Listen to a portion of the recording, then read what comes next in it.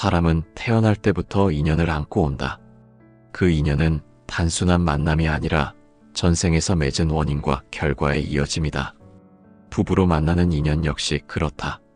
겉으로 보기엔 사랑이라 하지만 그 깊은 뿌리를 들여다보면 업의 결실이 숨어 있다. 부처님께서는 모든 만남에는 이유가 있다. 그 이유는 과거의 행위에서 비롯된다고 하셨다.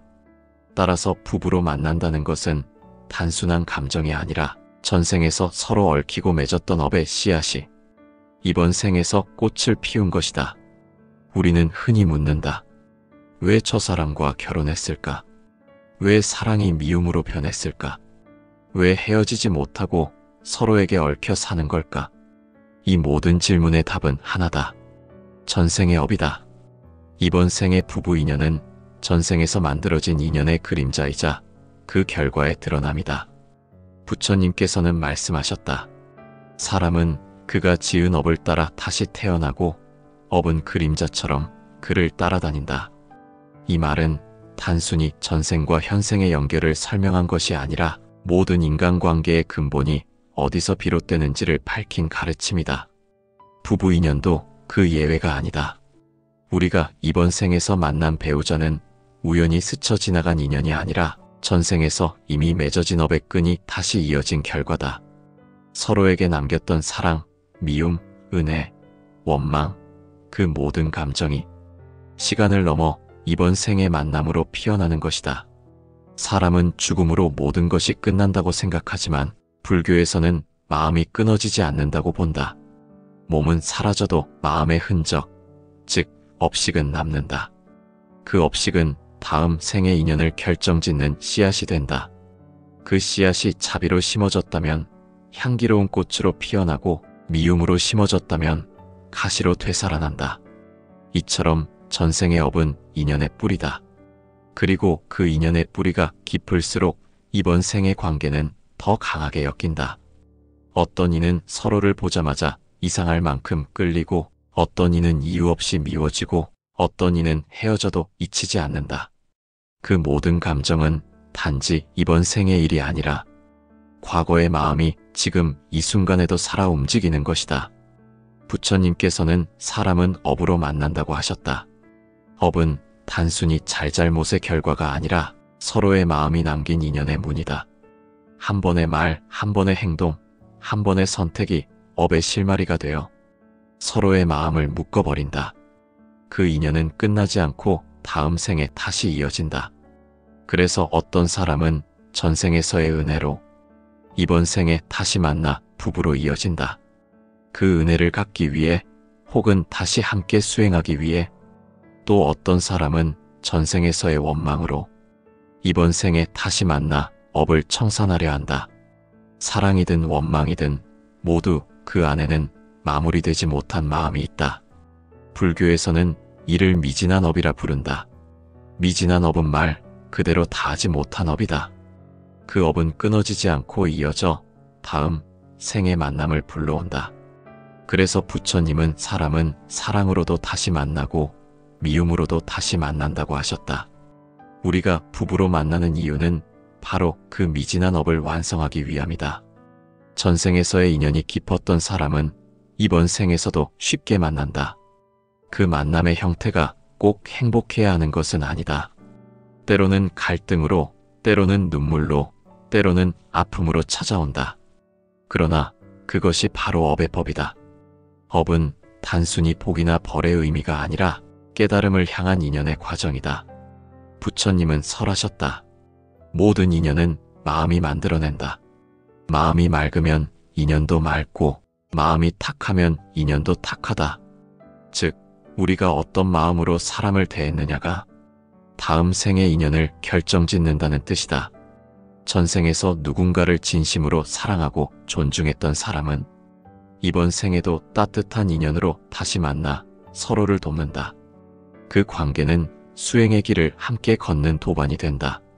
하지만 전생에서 상처를 주거나 속였던 사람은 이번 생에서 다시 만나 고통으로 그 빚을 갚는다.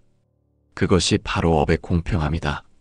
사람이 서로에게 느끼는 끌림도 사실은 업의 반응이다. 어떤 사람을 보면 이유 없이 편안하고 어떤 사람을 보면 이유 없이 불편하다. 이유 없는 감정은 모두 업의 흔적이다. 그 흔적은 눈에 보이지 않지만 마음에는 분명히 남아있다. 그 마음이 다시 만나도록 우리를 이끈다. 부처님은 이런 말씀을 하셨다. 사람은 자신의 업으로 인해 서로에게 다가가고 그 업으로 인해 서로를 떠난다. 즉, 인연의 시작과 끝은 모두 자신의 행위가 만들어낸 것이다. 그러므로 부부의 만남도 그 만남의 끝도 우연이 아니다. 때로 사람들은 이렇게 말한다. 처음엔 사랑했는데 왜 이렇게 힘들어졌을까? 그 이유는 단 하나다. 업은 아직 다하지 않았기 때문이다. 사랑이 다한 것이 아니라 업이 마무리되지 않은 것이다. 그 마무리를 위해 서로의 인생에 다시 들어온 것이다. 불교에서는 이러한 부부 인연을 업연이라 부른다. 업연은 단순히 과거의 빚을 갚는 관계가 아니라 그 업을 통해 깨달음을 얻는 관계다. 즉, 부부는 서로의 거울이다. 상대는 내 업을 비추어 보여주는 거울이며 그 거울 속에서 나는 나 자신을 본다. 그래서 부처님은 부부는 서로의 스승이다라고 하셨다. 그렇다면 왜 부부 인연은 유독 강하게 얽히는가? 그 이유는 업의 뿌리가 가장 깊기 때문이다. 부부는 단순한 정이 아니라 생과 사를 함께 걸어가는 인연이다. 그 인연 안에는 전생에서 심어둔 수많은 감정이 담겨 있다. 사랑, 미움, 집착, 감사, 원망 모두가 얽혀 있다. 그것이 풀리지 않은 채 다시 만나면 이번 생의 삶 속에서 반드시 드러나게 된다. 부처님은 말씀하셨다. 인연이 닿지 않으면 아무리 멀리 도망쳐도 다시 만나고 인연이 닿으면 아무리 함께 있어도 헤어진다. 이 말은 모든 부부관계에 그대로 적용된다. 서로가 만나기로 되어 있었기에 만났고 함께 있을 만큼의 인연이 있었기에 함께한 것이다. 그 인연이 닿으면 자연히 흩어진다. 이것이 업의 흐름이며 인연의 순리다. 그러므로 부부 인연을 맺은 사람은 그 관계를 업의 결실로 받아들여야 한다. 기쁨도 갈등도 모두 업이 익어가는 과정이다. 부처님은 익지 않은 열매는 떫고 익은 열매는 달다고 하셨다. 지금의 관계가 고통스럽다 해도 그것은 업이 익어가는 과정이다. 그 과정을 피하지 않고 받아들이면 그 업은 자연히 소멸한다. 우리가 부부로 만난 이유는 결국 배움을 위해서다. 그 배움의 시작은 업을 이해하는 것이다. 상대를 탓하는 대신 나의 업을 바라보는 것. 그때 비로소 업의 고리는 끊어지기 시작한다. 부부 인연의 씨앗은 전생에서 심어졌다. 그 씨앗이 이번 생에서 자라나는 과정이 바로 결혼이고 삶이다. 그 씨앗이 어떤 꽃을 피울지는 우리의 현재 마음이 결정한다. 차비로 물을 주면 평화의 꽃이 피어나고 집착으로 붙들면 고통의 가시가 돋는다. 결국 전생의 업은 부부 인연의 뿌리이며 이번 생의 마음은 그 업을 성장시키는 햇살이다. 그 햇살이 따뜻할수록 인연의 열매는 달다. 부처님은 이렇게 말씀하셨다. 과거를 바꿀 수는 없으나 지금의 마음으로 미래를 바꿀 수 있다. 지금의 마음이 바로 업을 녹이는 불이요 인연을 아름답게 가꾸는 손길이다. 부처님께서는 사람은 갚지 못한 빚으로 다시 태어난다고 하셨다. 이 말은 단지 물질적인 빚만을 말하는 것이 아니다. 마음의 빚, 정의 빚, 은혜의 빚, 그리고 상처의 빚까지 모두 포함한다. 그 빚이 바로 업이다. 부부로 만나는 인연은 그 빚을 갚기 위해 혹은 새로운 배움을 얻기 위해 다시 이어진 윤회의 과정이다. 사람은 자신이 맺은 업을 피해갈 수 없다. 그 업은 눈에 보이지 않지만 마음속 깊은 곳에서 끊임없이 작용한다. 부처님은 행한 대로 받는다고 하셨다. 사랑을 주면 사랑을 받고 상처를 주면 상처를 받는다. 그 결과가 이번 생의 관계로 나타난다. 부부의 인연은 그 중에서도 가장 깊고 무거운 업의 형태다.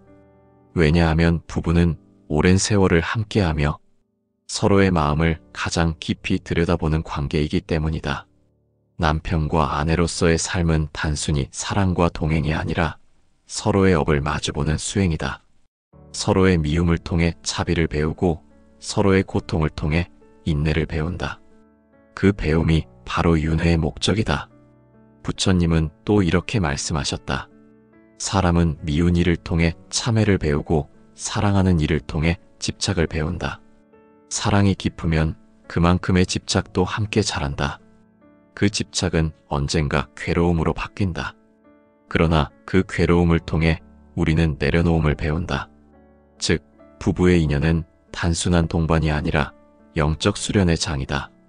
전생에서 남긴 빚은 이 생에서 반드시 마주치게 된다. 그것이 부부로서의 만남으로 이어지기도 한다. 어떤 부부는 서로를 돕기 위해 다시 만나고 어떤 부부는 서로를 용서하기 위해 다시 만난다. 또 어떤 부부는 서로를 고통스럽게 하지만 그 고통조차도 결국은 깨달음으로 나아가기 위한 과정이다.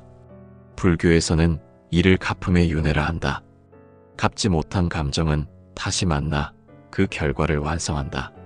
이때 중요한 것은 고통을 원망하지 않고 그 안에서 배우는 마음이다. 부처님은 고통은 벌이 아니라 깨달음의 문이다라고 하셨다. 부부의 인연 속 고통 또한 마찬가지다. 그 고통을 통해 우리는 인연의 깊이와 삶의 의미를 배운다. 사람은 흔히 사랑을 행복이라 여기고 갈등을 불행이라 여긴다. 하지만 부처님은 말씀하셨다. 사랑과 미움은 둘이 아니며 모두 마음의 작용일 뿐이다. 사랑 속에도 고통이 있고 고통 속에도 사랑이 있다. 그것을 깨닫는 순간 우리는 관계의 본질을 이해하게 된다. 부부로 만나 서로에게 상처를 주고받는 것도 업의 흐름 속에서는 의미 있는 일이다. 상대에게 받는 고통은 전생에 내가 준 고통의 되돌아옴일 수 있다. 그것을 깨닫는 순간 원망이 조금씩 사라진다. 대신 감사가 피어난다. 이 사람을 통해 내가 업을 갖고 있구나. 그 깨달음이 바로 수행이다. 부처님은 또 이런 말씀을 하셨다. 용서하지 못하면 업은 다시 돌아온다. 부부 관계에서도 용서가 가장 큰 수행이다. 서로의 과거를 용서하고 지금의 마음을 품으면 업의 고리가 끊어진다. 용서는 상대를 위한 것이 아니라 나 자신을 자유롭게 하는 길이다.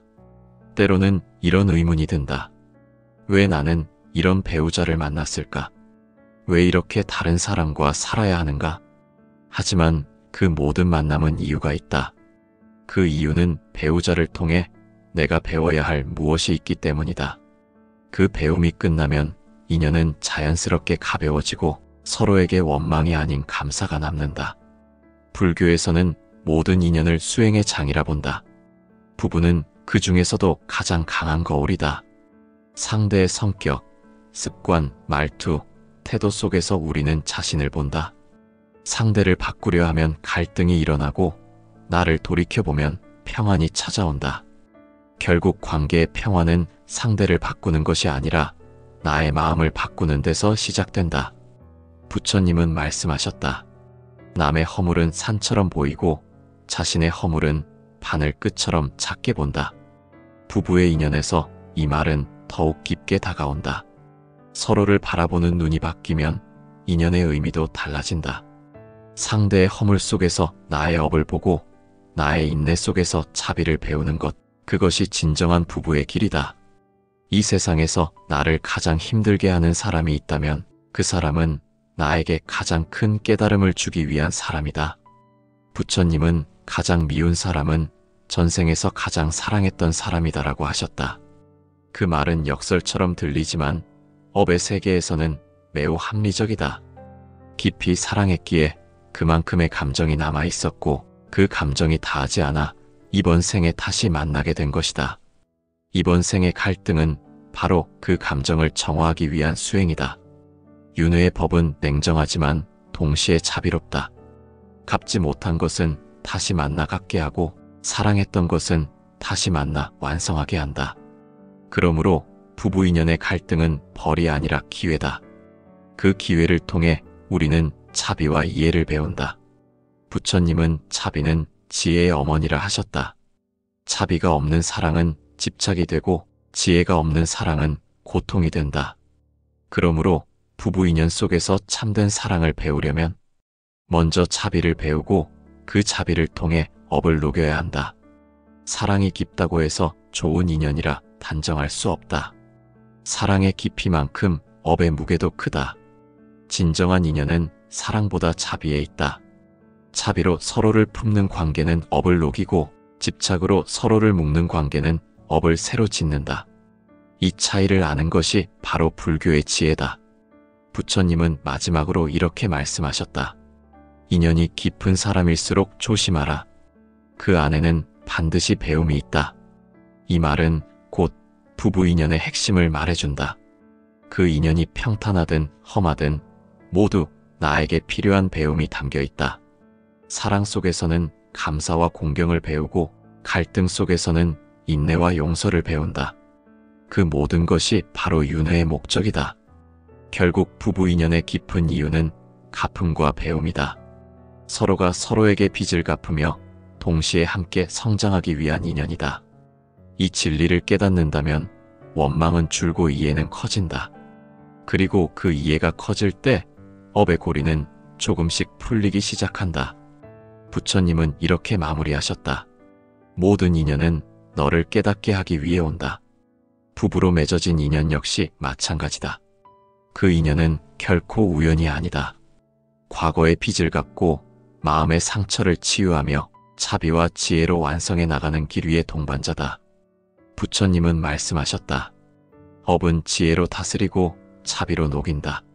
사람은 누구나 업을 짓고 그 업으로 인연을 맺으며 살아간다. 부부로 만나는 것도 그 업의 결실이며 그 안에는 갚음과 배움이 담겨 있다. 그러나 부처님은 거기서 멈추지 않으셨다. 그 업을 다스리는 방법, 곧 사랑을 자비로 바꾸는 길을 제시하셨다. 사람이 서로를 사랑할 때는 기쁨과 기대가 생긴다. 하지만 사랑이 깊어질수록 불안도 커진다. 사랑이 집착으로 변하고 기대가 실망으로 바뀌며 결국 그 마음은 괴로움으로 이어진다. 불교에서는 이를 애착의 고리라 한다. 애착은 마음을 묶고 집착은 고통을 만든다. 부처님은 사랑은 조우나 집착은 고통의 뿌리다라고 하셨다. 사랑을 자비로 바꾸는 첫걸음은 바로 집착을 알아차리는 것이다. 상대를 내 뜻대로 만들려는 마음, 내 기대에 맞추려는 마음, 그 마음이 바로 업을 새로 짓는 시작이다. 부부 관계에서 일어나는 갈등의 근원은 대부분 그 집착에 있다. 왜 나를 이해하지 않느냐? 왜 나를 행복하게 해주지 않느냐는 말 속에는 사랑의 이름으로 포장된 욕심이 숨어 있다. 자비는 그런 욕심을 내려놓는 마음이다. 부처님이 말씀하신 자비는 단순한 동정이나 연민이 아니다. 그것은 상대를 있는 그대로 받아들이는 깊은 이해의 마음이다. 상대가 나와 다르다는 사실을 인정하고 그 다름 속에서 함께 살아가는 것, 그것이 자비의 시작이다. 사람은 흔히 상대를 바꾸려 한다. 그러나 불교에서는 그 마음이 바로 무명의 시작이라 한다. 무명은 진리를 보지 못하는 어둠의 상태다. 상대를 바꾸려는 마음은 결국 자기의 뜻을 강요하는 것이다. 그 마음이 업을 다시 짓는다. 반대로 자비로운 마음은 바꾸려 하지 않는다. 그저 비춘다. 그 비춤 속에서 상대가 스스로 깨닫게 한다. 이것이 부처님이 가르치신 사랑의 완성이다. 부처님은 이렇게 말씀하셨다. 자비는 상대를 구원하려 하지 않고 함께 머무는 것이다. 이 말은 곧 부부 관계에서도 그대로 적용된다. 서로를 구하려 하면 지치고 함께 머물면 이해가 자란다. 그 이해가 업을 녹인다. 업을 다스린다는 것은 상대가 나에게 준 고통을 용서하고 내가 준 상처를 참회하는 것이다. 용서는 약한 자의 행동이 아니라 깨달은 자의 지혜다. 용서하지 못하면 마음은 계속 과거에 머무르고 그 과거가 현재를 지배한다. 그러나 용서하면 마음은 현재로 돌아온다. 그 순간 업의 고리는 느슨해지고 새로운 인연이 열린다. 부처님은 미움은 미움으로 사라지지 않는다. 오직 자비로서 사라진다고 하셨다. 이 말은 단순한 도덕이 아니라 깊은 우주의 법칙이다. 미움을 품으면 그 미움이 나를 묶고 자비를 품으면 그 자비가 나를 풀어준다. 즉, 내가 상대를 용서할 때 사실은 나 자신이 해방되는 것이다. 부부의 인연 속에서 자비를 실천하는 방법은 멀리 있지 않다. 작은 말 한마디, 작은 인내, 작은 감사에서 시작된다.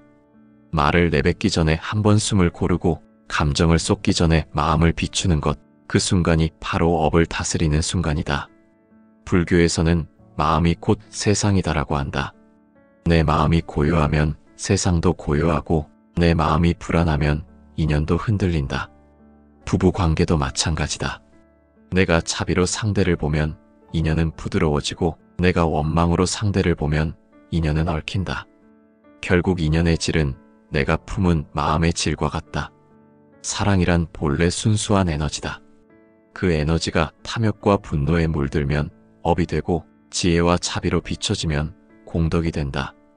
부처님은 사랑은 불꽃과 같고 자비는 빛과 같다고 하셨다. 불꽃은 쉽게 꺼지지만 빛은 오래간다. 즉, 사랑은 순간의 감정이지만 자비는 영혼의 성숙이다. 사랑이 사라져도 자비가 남는 관계가 진정한 인연이다.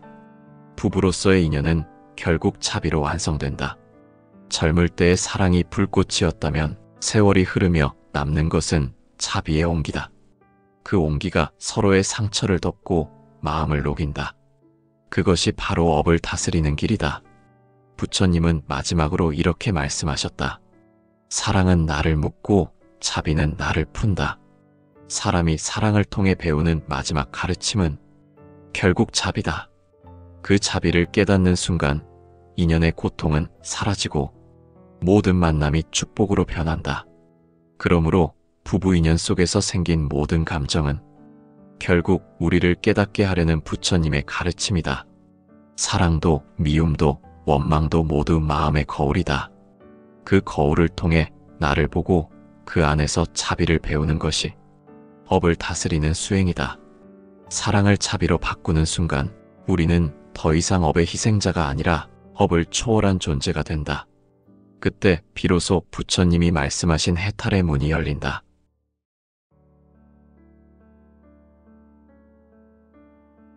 사람은 태어날 때부터 인연을 안고 온다. 그 인연은 단순한 만남이 아니라 전생에서 맺은 원인과 결과의 이어짐이다. 부부로 만나는 인연 역시 그렇다. 겉으로 보기엔 사랑이라 하지만 그 깊은 뿌리를 들여다보면 업의 결실이 숨어 있다. 부처님께서는 모든 만남에는 이유가 있다. 그 이유는 과거의 행위에서 비롯된다고 하셨다.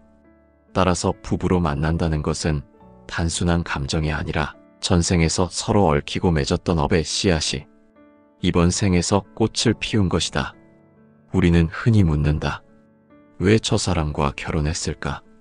왜 사랑이 미움으로 변했을까? 왜 헤어지지 못하고 서로에게 얽혀 사는 걸까?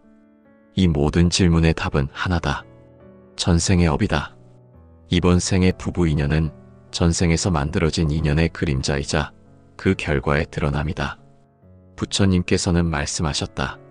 사람은 그가 지은 업을 따라 다시 태어나고 업은 그림자처럼 그를 따라다닌다. 이 말은 단순히 전생과 현생의 연결을 설명한 것이 아니라 모든 인간관계의 근본이 어디서 비롯되는지를 밝힌 가르침이다. 부부 인연도 그 예외가 아니다.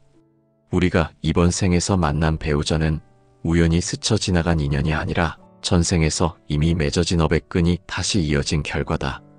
서로에게 남겼던 사랑, 미움, 은혜, 원망, 그 모든 감정이 시간을 넘어 이번 생의 만남으로 피어나는 것이다. 사람은 죽음으로 모든 것이 끝난다고 생각하지만 불교에서는 마음이 끊어지지 않는다고 본다. 몸은 사라져도 마음의 흔적, 즉 업식은 남는다. 그 업식은 다음 생의 인연을 결정짓는 씨앗이 된다. 그 씨앗이 자비로 심어졌다면 향기로운 꽃으로 피어나고 미움으로 심어졌다면 가시로 되살아난다. 이처럼 전생의 업은 인연의 뿌리다. 그리고 그 인연의 뿌리가 깊을수록 이번 생의 관계는 더 강하게 엮인다. 어떤 이는 서로를 보자마자 이상할 만큼 끌리고 어떤 이는 이유 없이 미워지고 어떤 이는 헤어져도 잊히지 않는다. 그 모든 감정은 단지 이번 생의 일이 아니라 과거의 마음이 지금 이 순간에도 살아 움직이는 것이다. 부처님께서는 사람은 업으로 만난다고 하셨다. 업은 단순히 잘잘못의 결과가 아니라 서로의 마음이 남긴 인연의 문이다. 한 번의 말, 한 번의 행동, 한 번의 선택이 업의 실마리가 되어 서로의 마음을 묶어버린다. 그 인연은 끝나지 않고 다음 생에 다시 이어진다. 그래서 어떤 사람은 전생에서의 은혜로 이번 생에 다시 만나 부부로 이어진다. 그 은혜를 갚기 위해 혹은 다시 함께 수행하기 위해, 또 어떤 사람은 전생에서의 원망으로 이번 생에 다시 만나 업을 청산하려 한다. 사랑이든 원망이든 모두 그 안에는 마무리되지 못한 마음이 있다. 불교에서는 이를 미진한 업이라 부른다. 미진한 업은 말 그대로 다하지 못한 업이다.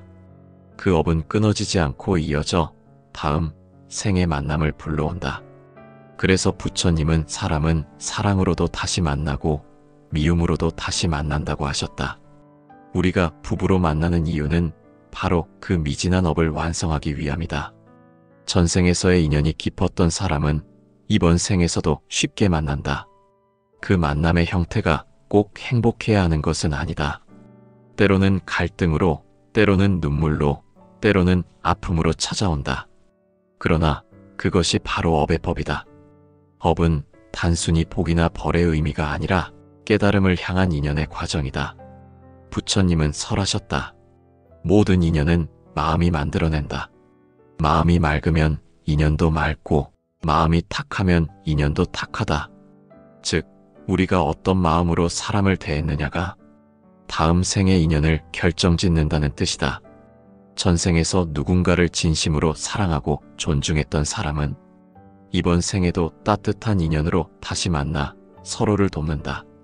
그 관계는 수행의 길을 함께 걷는 도반이 된다. 하지만 전생에서 상처를 주거나 속였던 사람은 이번 생에서 다시 만나 고통으로 그 빚을 갚는다. 그것이 바로 업의 공평함이다. 사람이 서로에게 느끼는 끌림도 사실은 업의 반응이다. 어떤 사람을 보면 이유 없이 편안하고 어떤 사람을 보면 이유 없이 불편하다. 이유 없는 감정은 모두 업의 흔적이다. 그 흔적은 눈에 보이지 않지만 마음에는 분명히 남아있다. 그 마음이 다시 만나도록 우리를 이끈다. 부처님은 이런 말씀을 하셨다. 사람은 자신의 업으로 인해 서로에게 다가가고 그 업으로 인해 서로를 떠난다. 즉, 인연의 시작과 끝은 모두 자신의 행위가 만들어낸 것이다. 그러므로 부부의 만남도 그 만남의 끝도 우연이 아니다.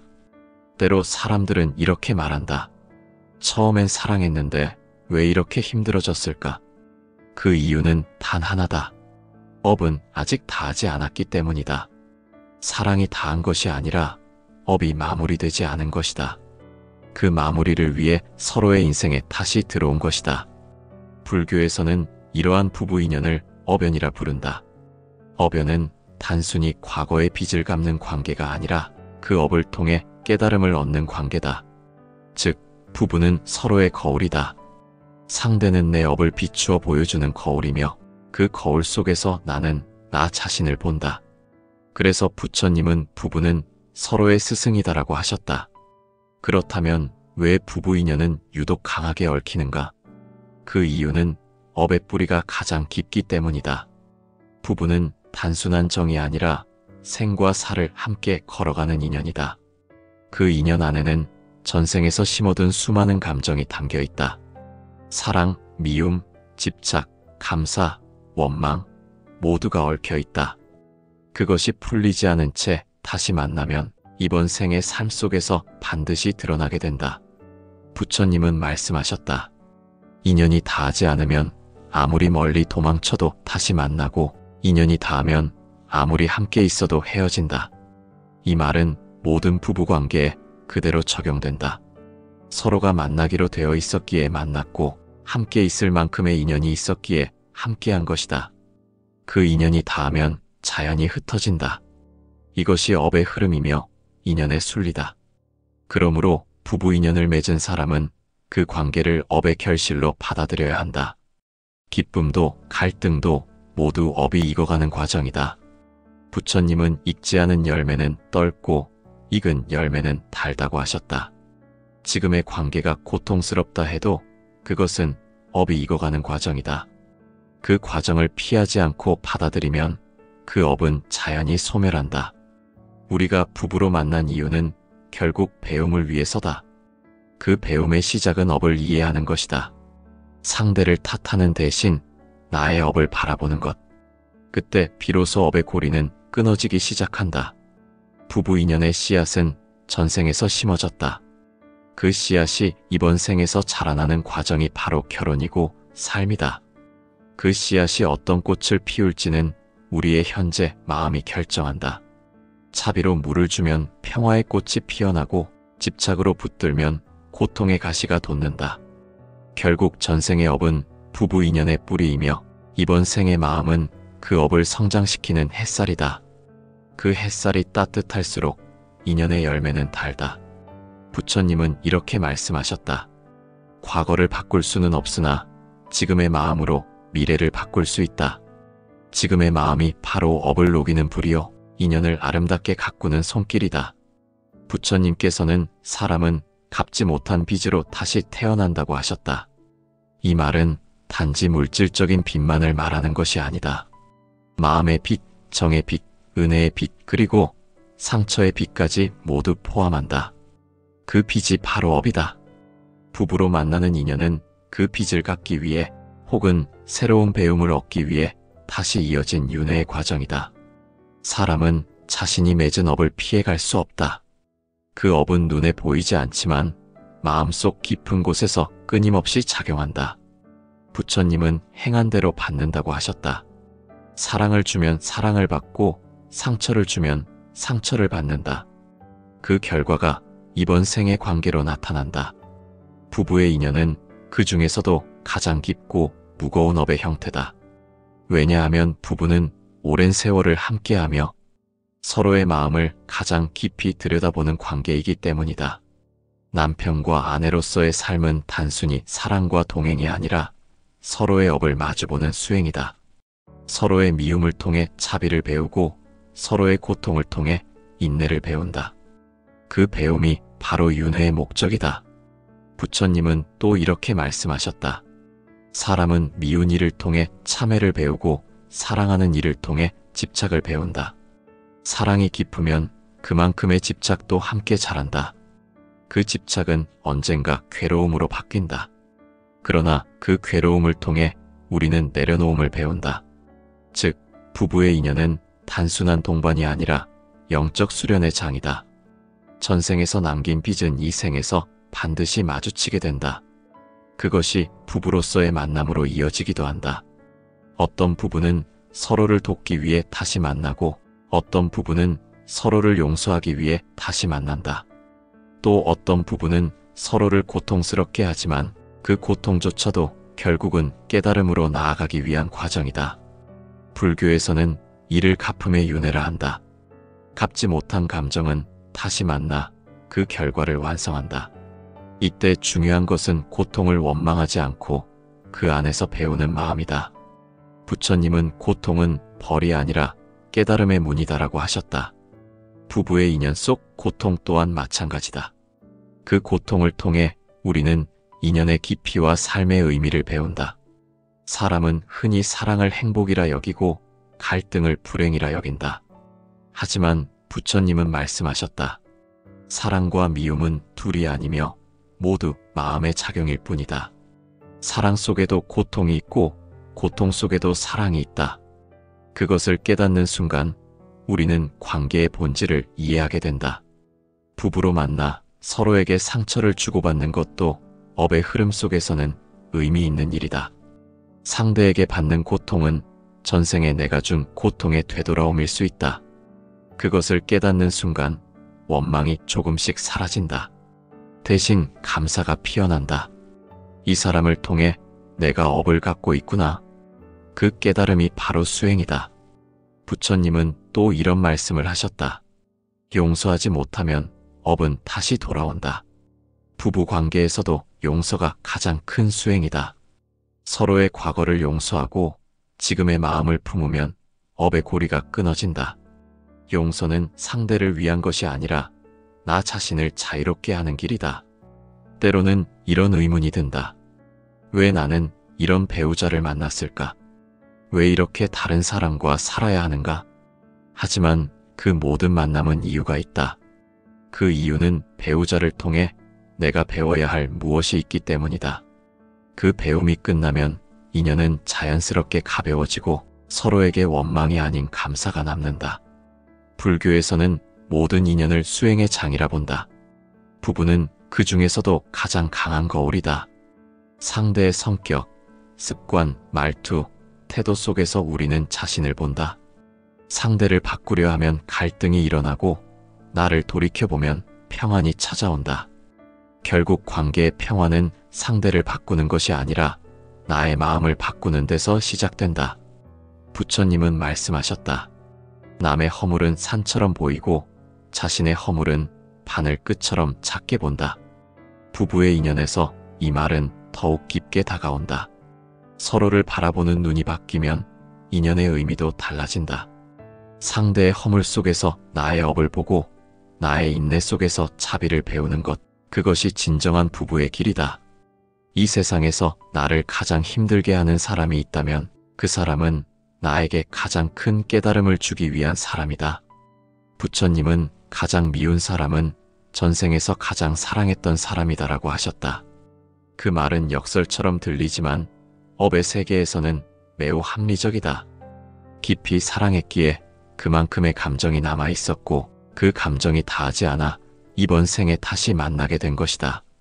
이번 생의 갈등은 바로 그 감정을 정화하기 위한 수행이다. 윤회의 법은 냉정하지만 동시에 자비롭다.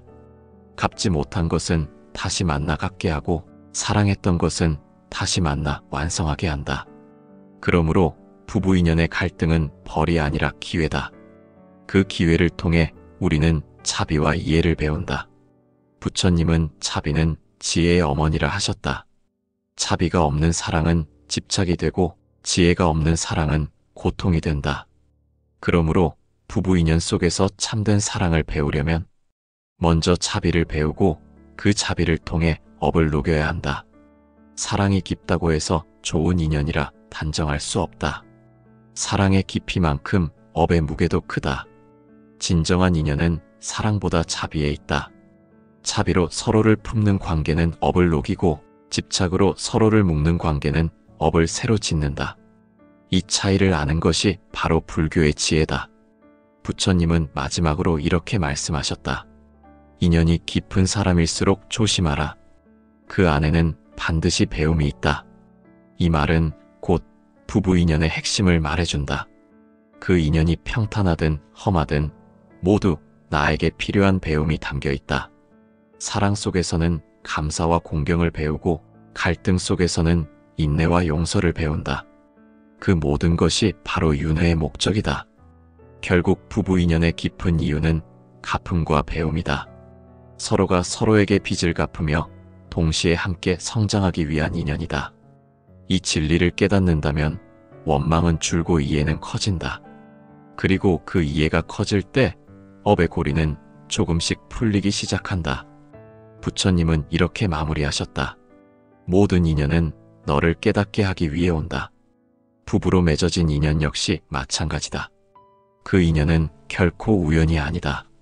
과거의 빚을 갚고 마음의 상처를 치유하며 자비와 지혜로 완성해 나가는 길 위의 동반자다. 부처님은 말씀하셨다. 업은 지혜로 다스리고 자비로 녹인다. 사람은 누구나 업을 짓고 그 업으로 인연을 맺으며 살아간다. 부부로 만나는 것도 그 업의 결실이며 그 안에는 갚음과 배움이 담겨 있다. 그러나 부처님은 거기서 멈추지 않으셨다. 그 업을 다스리는 방법, 곧 사랑을 자비로 바꾸는 길을 제시하셨다. 사람이 서로를 사랑할 때는 기쁨과 기대가 생긴다. 하지만 사랑이 깊어질수록 불안도 커진다. 사랑이 집착으로 변하고 기대가 실망으로 바뀌며 결국 그 마음은 괴로움으로 이어진다. 불교에서는 이를 애착의 고리라 한다. 애착은 마음을 묶고 집착은 고통을 만든다. 부처님은 사랑은 조우나 집착은 고통의 뿌리다라고 하셨다. 사랑을 차비로 바꾸는 첫걸음은 바로 집착을 알아차리는 것이다. 상대를 내 뜻대로 만들려는 마음, 내 기대에 맞추려는 마음, 그 마음이 바로 업을 새로 짓는 시작이다. 부부 관계에서 일어나는 갈등의 근원은 대부분 그 집착에 있다. 왜 나를 이해하지 않느냐? 왜 나를 행복하게 해주지 않느냐는 말 속에는 사랑의 이름으로 포장된 욕심이 숨어 있다. 차비는 그런 욕심을 내려놓는 마음이다. 부처님이 말씀하신 자비는 단순한 동정이나 연민이 아니다. 그것은 상대를 있는 그대로 받아들이는 깊은 이해의 마음이다. 상대가 나와 다르다는 사실을 인정하고 그 다름 속에서 함께 살아가는 것, 그것이 차비의 시작이다. 사람은 흔히 상대를 바꾸려 한다. 그러나 불교에서는 그 마음이 바로 무명의 시작이라 한다. 무명은 진리를 보지 못하는 어둠의 상태다. 상대를 바꾸려는 마음은 결국 자기의 뜻을 강요하는 것이다. 그 마음이 업을 다시 짓는다. 반대로 자비로운 마음은 바꾸려 하지 않는다. 그저 비춘다. 그 비춤 속에서 상대가 스스로 깨닫게 한다. 이것이 부처님이 가르치신 사랑의 완성이다. 부처님은 이렇게 말씀하셨다. 차비는 상대를 구원하려 하지 않고 함께 머무는 것이다. 이 말은 곧 부부관계에서도 그대로 적용된다. 서로를 구하려 하면 지치고 함께 머물면 이해가 자란다. 그 이해가 업을 녹인다. 업을 다스린다는 것은 상대가 나에게 준 고통을 용서하고 내가 준 상처를 참회하는 것이다. 용서는 약한 자의 행동이 아니라 깨달은 자의 지혜다. 용서하지 못하면 마음은 계속 과거에 머무르고 그 과거가 현재를 지배한다. 그러나 용서하면 마음은 현재로 돌아온다. 그 순간 업의 고리는 느슨해지고 새로운 인연이 열린다. 부처님은 미움은 미움으로 사라지지 않는다. 오직 자비로서 사라진다고 하셨다.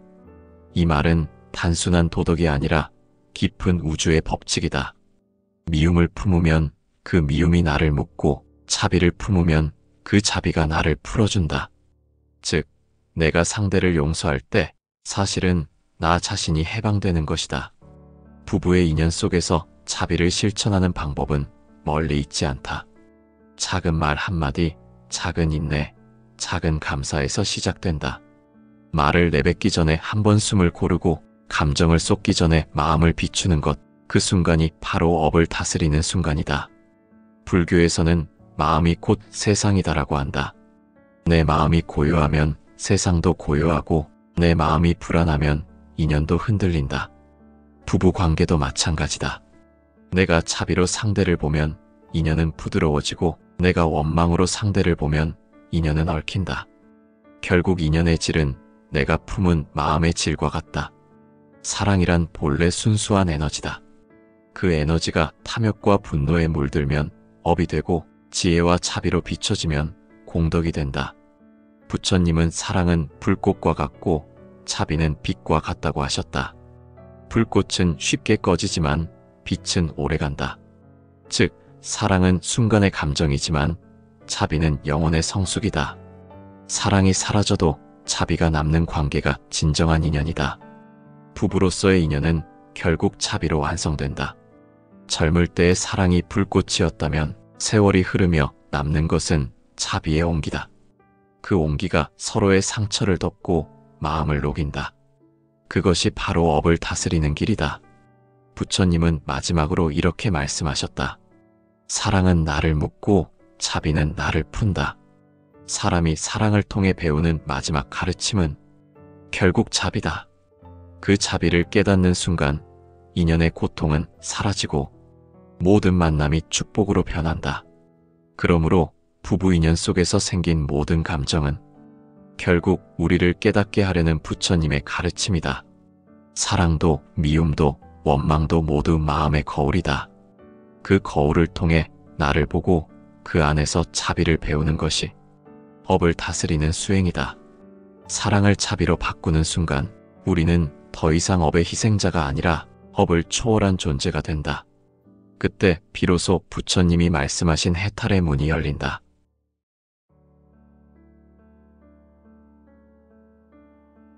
사람은 태어날 때부터 인연을 안고 온다. 그 인연은 단순한 만남이 아니라 전생에서 맺은 원인과 결과의 이어짐이다. 부부로 만나는 인연 역시 그렇다. 겉으로 보기엔 사랑이라 하지만 그 깊은 뿌리를 들여다보면 업의 결실이 숨어 있다. 부처님께서는 모든 만남에는 이유가 있다. 그 이유는 과거의 행위에서 비롯된다고 하셨다.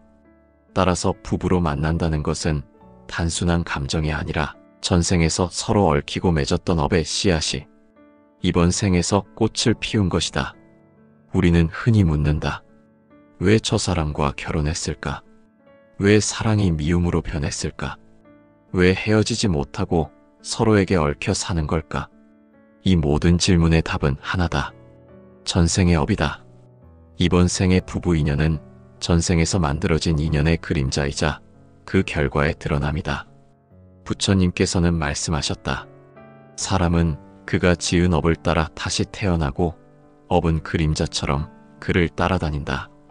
이 말은 단순히 전생과 현생의 연결을 설명한 것이 아니라 모든 인간관계의 근본이 어디서 비롯되는지를 밝힌 가르침이다. 부부 인연도 그 예외가 아니다. 우리가 이번 생에서 만난 배우자는 우연히 스쳐 지나간 인연이 아니라 전생에서 이미 맺어진 업의 끈이 다시 이어진 결과다. 서로에게 남겼던 사랑, 미움, 은혜, 원망, 그 모든 감정이 시간을 넘어 이번 생의 만남으로 피어나는 것이다. 사람은 죽음으로 모든 것이 끝난다고 생각하지만 불교에서는 마음이 끊어지지 않는다고 본다. 몸은 사라져도 마음의 흔적, 즉 업식은 남는다. 그 업식은 다음 생의 인연을 결정짓는 씨앗이 된다. 그 씨앗이 자비로 심어졌다면 향기로운 꽃으로 피어나고 미움으로 심어졌다면 가시로 되살아난다. 이처럼 전생의 업은 인연의 뿌리다. 그리고 그 인연의 뿌리가 깊을수록 이번 생의 관계는 더 강하게 엮인다. 어떤 이는 서로를 보자마자 이상할 만큼 끌리고 어떤 이는 이유 없이 미워지고 어떤 이는 헤어져도 잊히지 않는다. 그 모든 감정은 단지 이번 생의 일이 아니라 과거의 마음이 지금 이 순간에도 살아 움직이는 것이다. 부처님께서는 사람은 업으로 만난다고 하셨다. 업은 단순히 잘잘못의 결과가 아니라 서로의 마음이 남긴 인연의 문이다. 한 번의 말, 한 번의 행동, 한 번의 선택이 업의 실마리가 되어 서로의 마음을 묶어버린다. 그 인연은 끝나지 않고 다음 생에 다시 이어진다. 그래서 어떤 사람은 전생에서의 은혜로 이번 생에 다시 만나 부부로 이어진다. 그 은혜를 갚기 위해 혹은 다시 함께 수행하기 위해 또 어떤 사람은 전생에서의 원망으로 이번 생에 다시 만나 업을 청산하려 한다. 사랑이든 원망이든 모두 그 안에는 마무리되지 못한 마음이 있다. 불교에서는 이를 미진한 업이라 부른다. 미진한 업은 말 그대로 다하지 못한 업이다. 그 업은 끊어지지 않고 이어져 다음 생의 만남을 불러온다.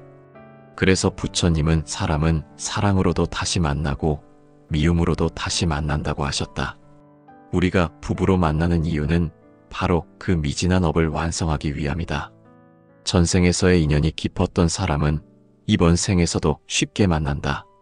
그 만남의 형태가 꼭 행복해야 하는 것은 아니다.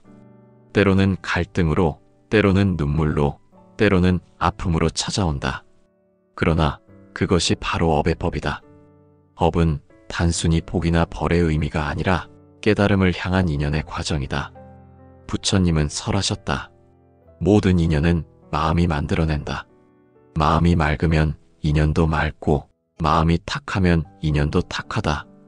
즉, 우리가 어떤 마음으로 사람을 대했느냐가 다음 생의 인연을 결정짓는다는 뜻이다. 전생에서 누군가를 진심으로 사랑하고 존중했던 사람은 이번 생에도 따뜻한 인연으로 다시 만나 서로를 돕는다. 그 관계는 수행의 길을 함께 걷는 도반이 된다. 하지만 전생에서 상처를 주거나 속였던 사람은 이번 생에서 다시 만나 고통으로 그 빚을 갚는다. 그것이 바로 업의 공평함이다. 사람이 서로에게 느끼는 끌림도 사실은 업의 반응이다. 어떤 사람을 보면 이유 없이 편안하고 어떤 사람을 보면 이유 없이 불편하다.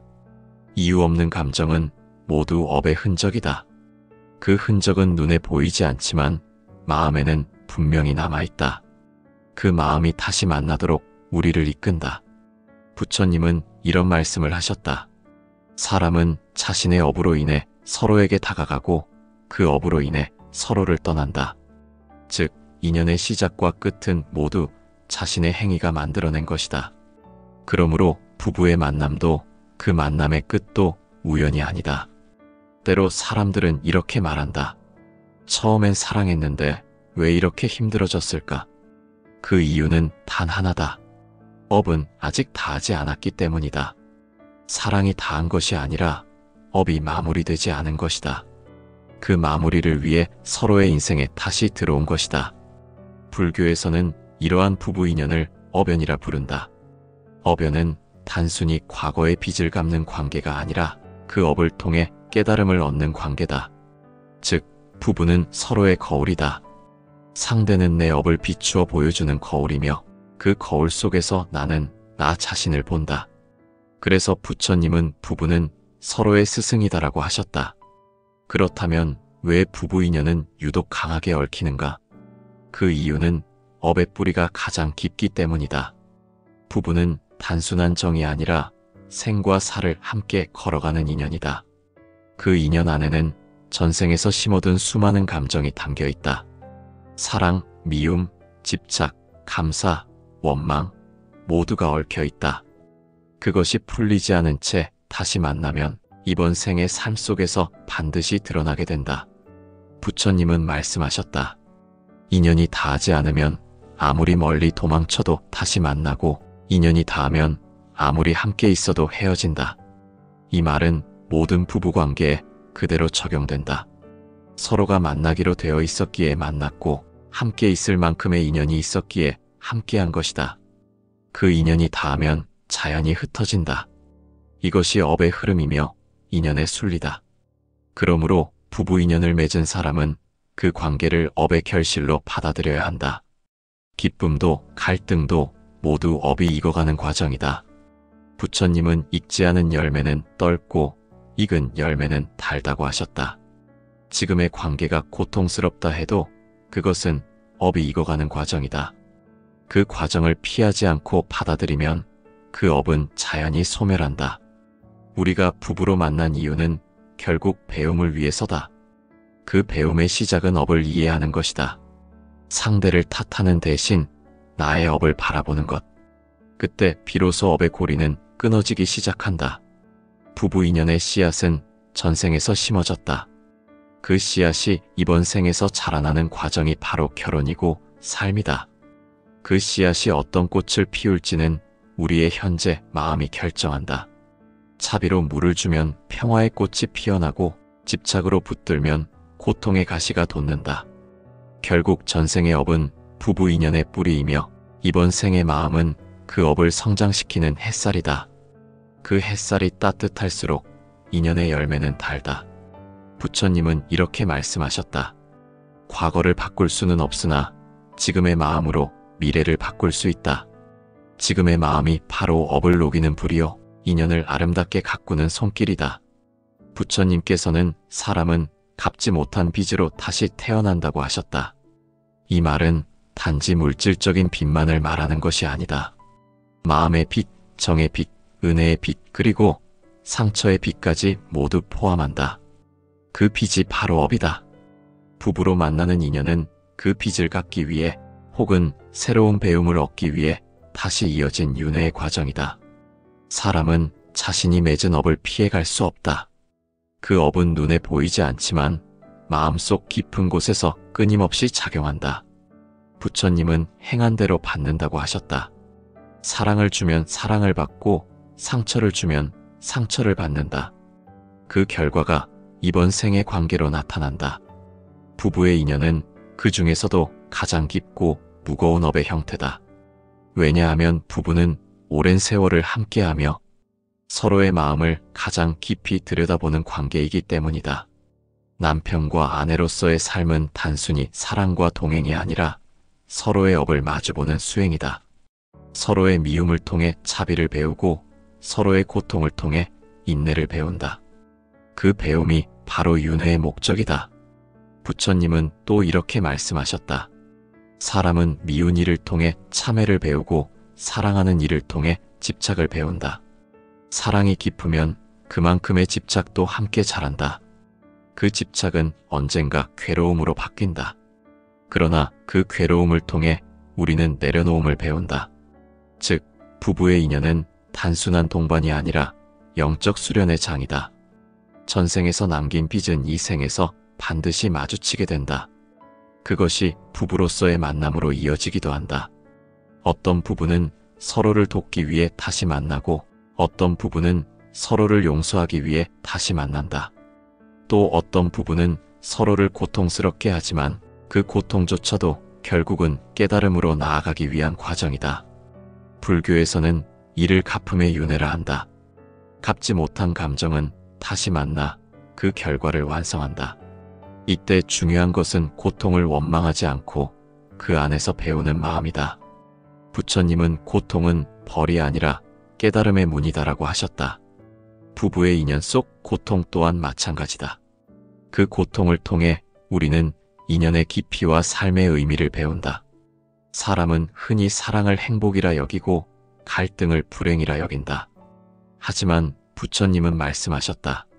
사랑과 미움은 둘이 아니며 모두 마음의 작용일 뿐이다. 사랑 속에도 고통이 있고 고통 속에도 사랑이 있다. 그것을 깨닫는 순간 우리는 관계의 본질을 이해하게 된다. 부부로 만나 서로에게 상처를 주고받는 것도 업의 흐름 속에서는 의미 있는 일이다.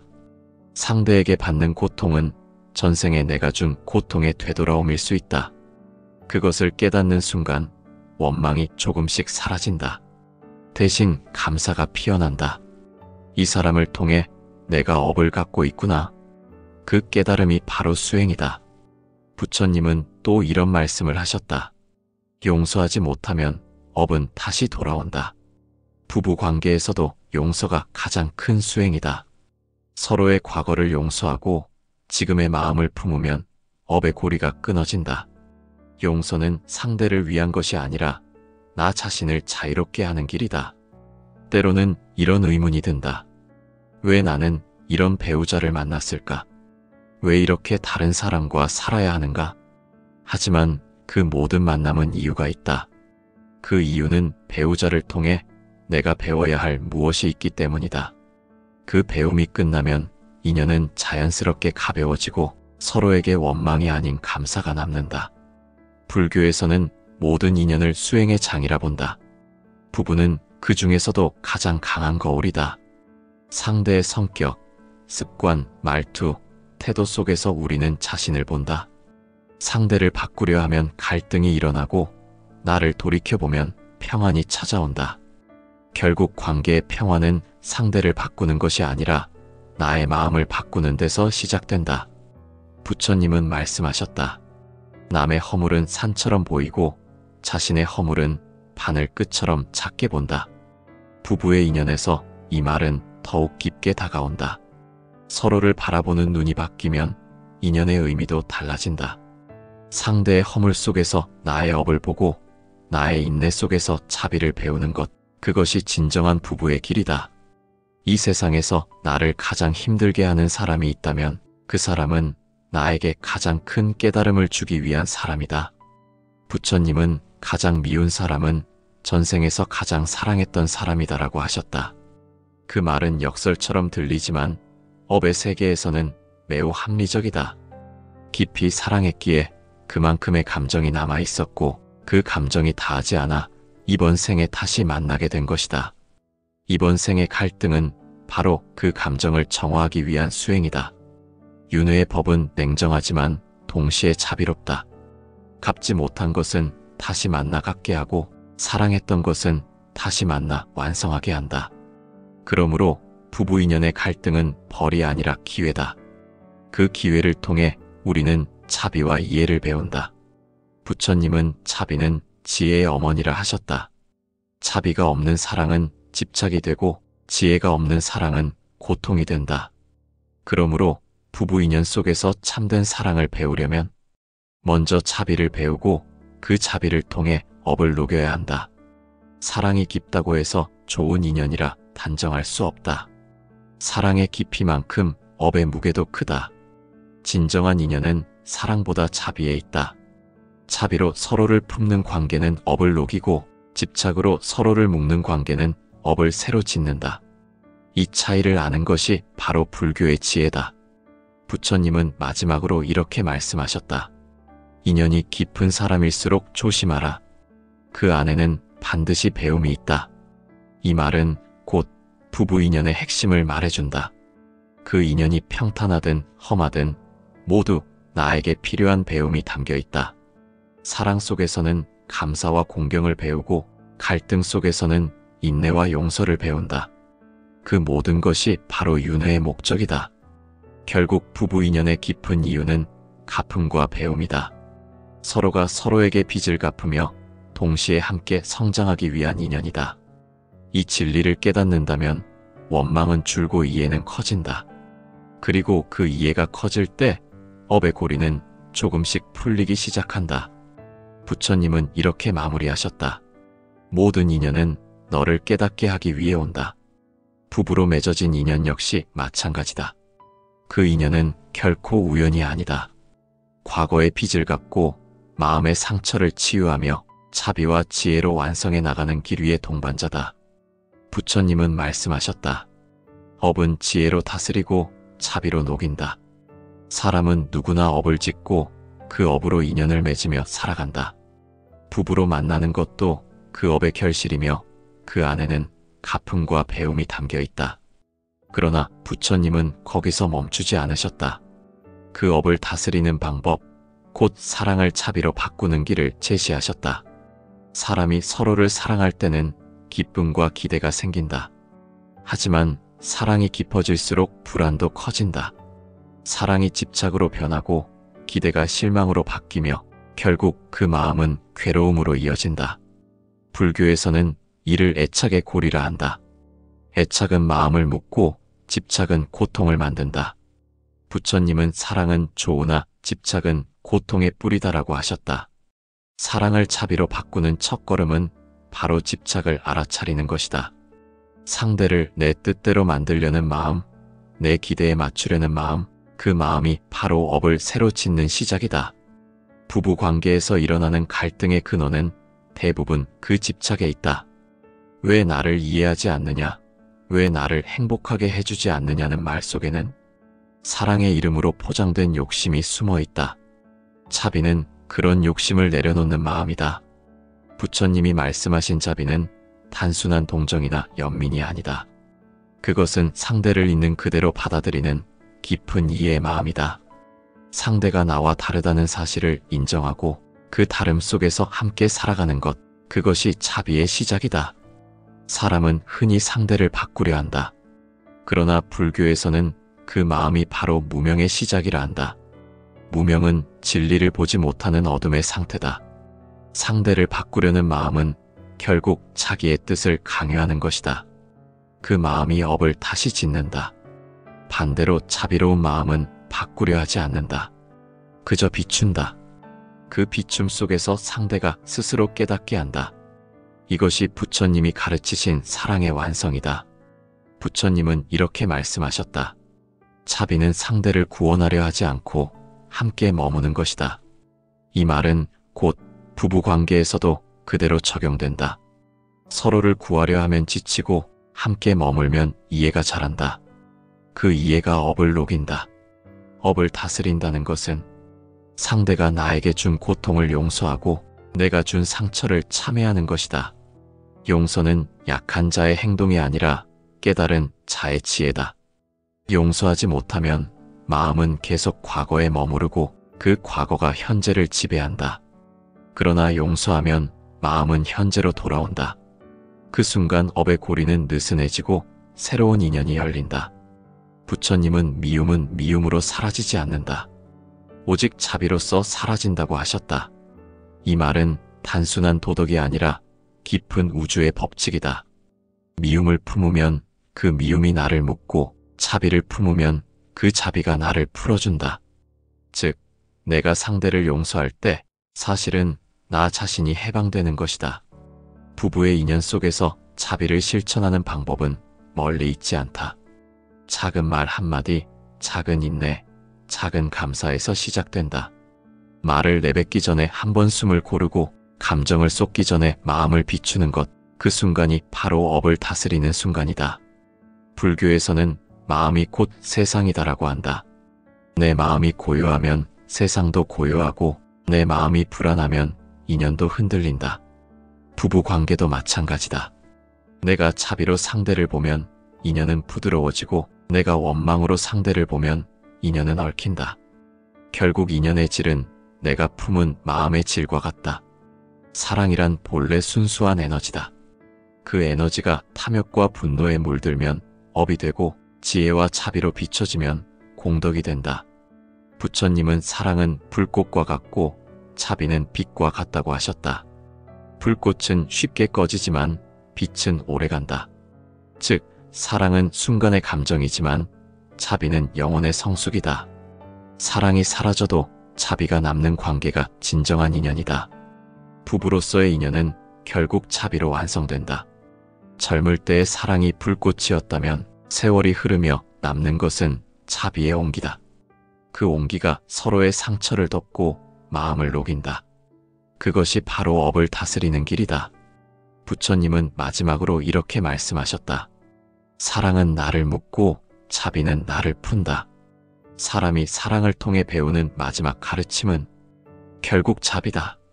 그 자비를 깨닫는 순간 인연의 고통은 사라지고 모든 만남이 축복으로 변한다. 그러므로 부부 인연 속에서 생긴 모든 감정은 결국 우리를 깨닫게 하려는 부처님의 가르침이다. 사랑도 미움도 원망도 모두 마음의 거울이다. 그 거울을 통해 나를 보고 그 안에서 자비를 배우는 것이 업을 다스리는 수행이다. 사랑을 자비로 바꾸는 순간 우리는 더 이상 업의 희생자가 아니라 업을 초월한 존재가 된다. 그때 비로소 부처님이 말씀하신 해탈의 문이 열린다.